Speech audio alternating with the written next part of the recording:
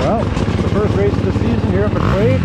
It bucketed rain down all morning, so we're going into a super slick and shitty track. Anyway, we'll see you on the line. Hey, welcome back. This is indeed the first round of a 5-round series for the Brunswick Dirt Rider Association's Hare Scramble series for 2023. Just to my left and forward is Lance in blue, and that's his first year racing in the expert class, and they're off.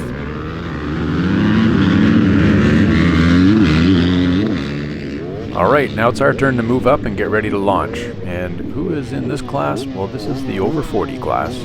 That's right, I moved from the intermediates and finally took my place among the longevity challenged, and well, let's just see how this goes. Rock and roll!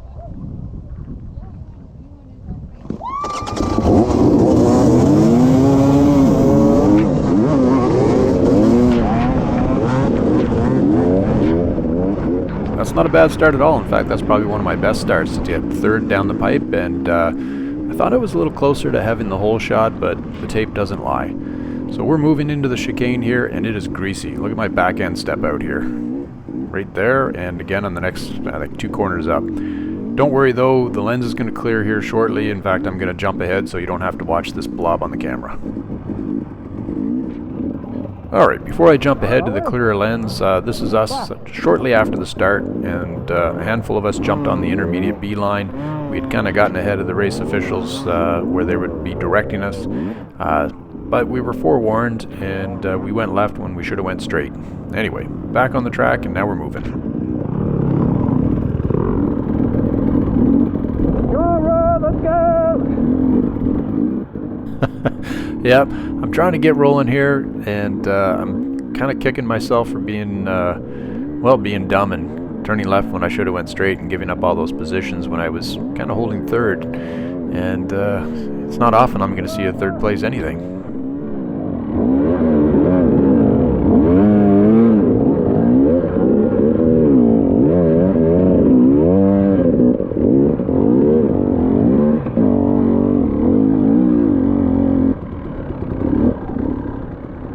Normally I'll do an entire lap for a video, but that's not going to work because it takes us a long time to do laps under these conditions. So there's going to be some jumping around. Like I said, I'll jump ahead so that you get a bit more of a clear lens. What you're looking at on the camera is about what I'm seeing out of my goggles right now, so I'm going to stop, take the goggles off, and then we're going to get going. Alright, that should be better. We're now, well, not too far in. This is on the motocross track section, and I can see better, so I'm going faster, but that doesn't mean I'm not going to get passed by the likes of Nick Terry. And there goes Nick by me. Nick's put in significant time, training in the gym, lots of riding, and he earned second place in the intermediate A's, which is awesome.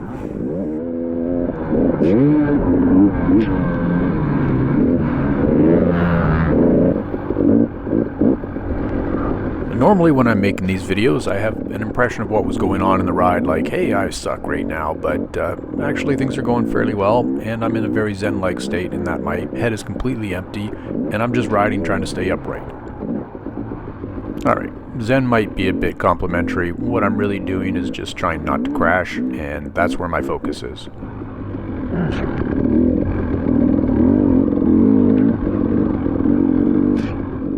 So this is the first year they split the intermediate class, and normally I ride intermediate.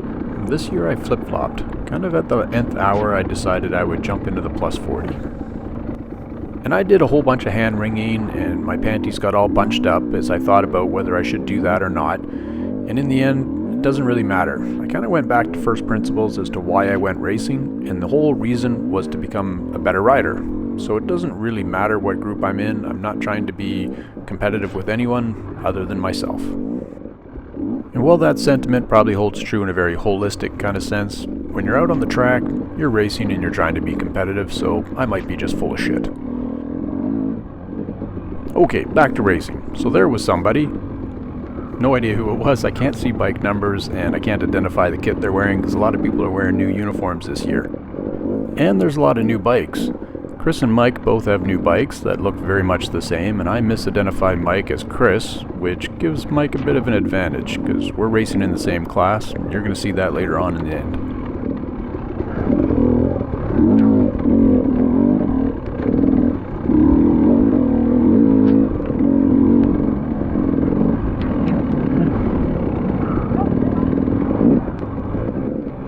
I think I cut somebody off there, and I'm going to find out who that somebody is in a second, and that somebody's going to be Eric on bike 88 as he goes by me.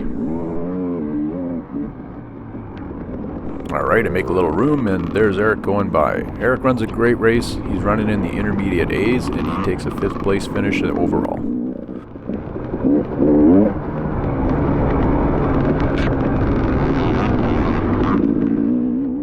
So right about here, we're pretty much halfway through the course, and we're going to get to the back half here shortly, and things are going to get a little bit tougher. And speaking of tougher, well, imagine jumping in on a Hare Scramble on a KLR 650, and then imagine going on a Hare Scramble on a KLR 650 on a really tough track, on a really tough day. Hats off to Ronnie for lining up and getting out there and getting through what he did.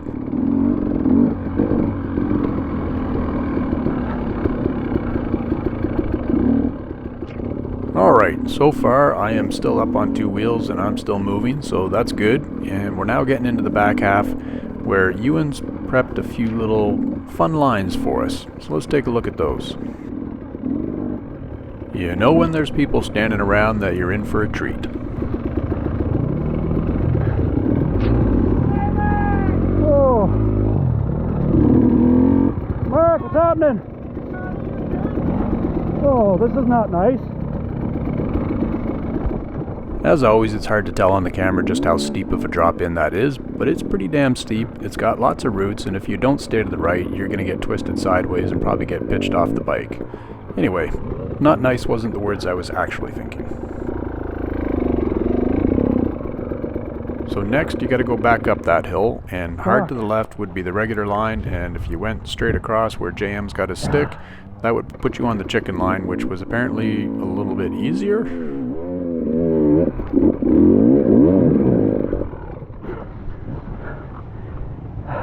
Hi, Jam. When you're a racer like me, and that's racer in air quotes, there's always time to stop and be social. Well, having said hello to Mark and hello to JM, I'm still moving and I'm still upright, so those are good things. And what wasn't good was taking the line to the left before you came onto this bridge. The better line was to the right. But all this was pretty fun. This is all stuff that Ewan added to the track, and hats off to him. It was well done and good fun. Some of it was, challenging, made more so by the rain, but appropriately so. So good eye on you, Ewan.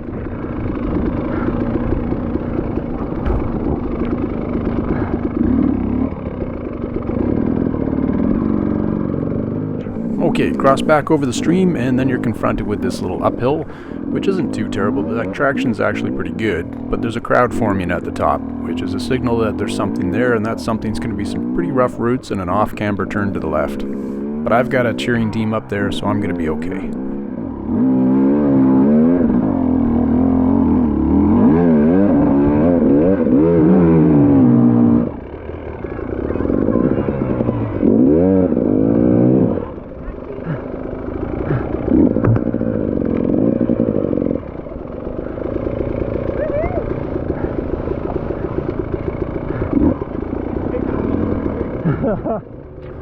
So that's Steve, Dan, Jeremiah, and Cassandra, some people that I ride with, and I didn't give them a shout out in the moment. I was too wrapped up in my suffering. And as we always say in the military, suffer in silence.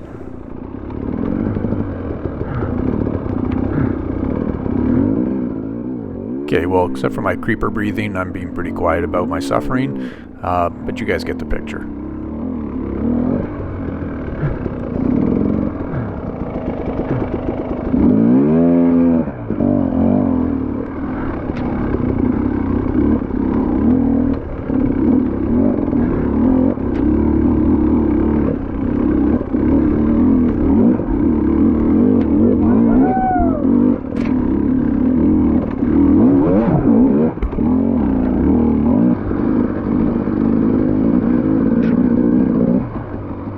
Well, that brings us back to one of the toughest spots, which was the run down to the checkpoint, because this was super slimy and this is probably where most of the crashes happened.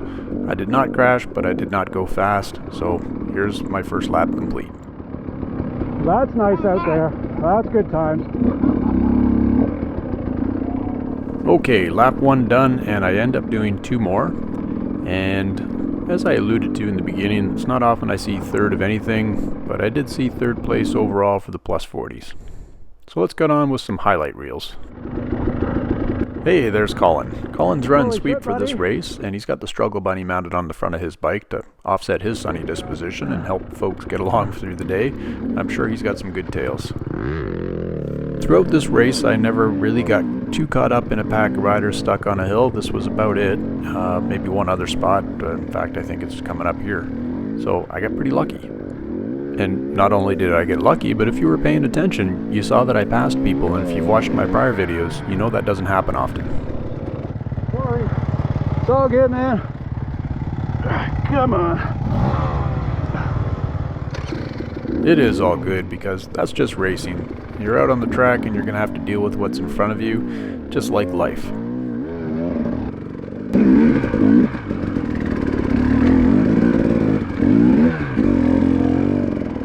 I think as the race went on, a bunch of people gravitated towards this spot because this is where a lot of the bikes were getting flipped.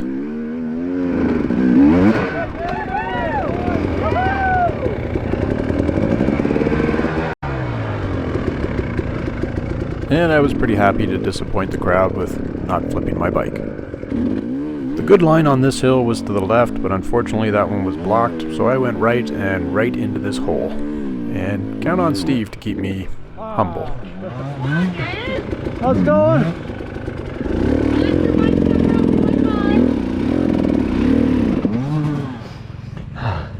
See if we can get the front end over there. 2 people out of about 40 made that turn. And I was not one of those 40, as Steve was kind enough to point out and keep me humble.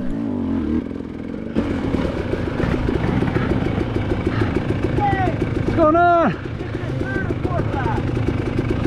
Third.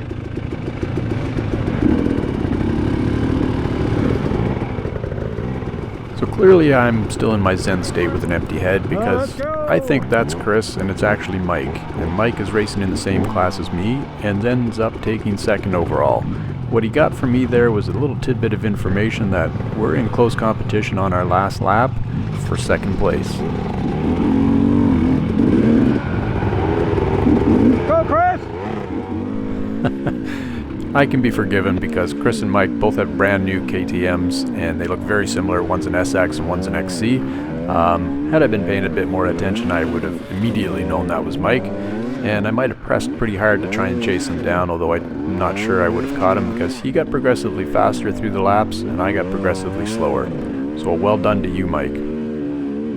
I hope you enjoyed the video and we'll see you in the next one. The next race is going to take us down to Penobscot, which is going to be a pretty fast track, I think. Anyway, till next time.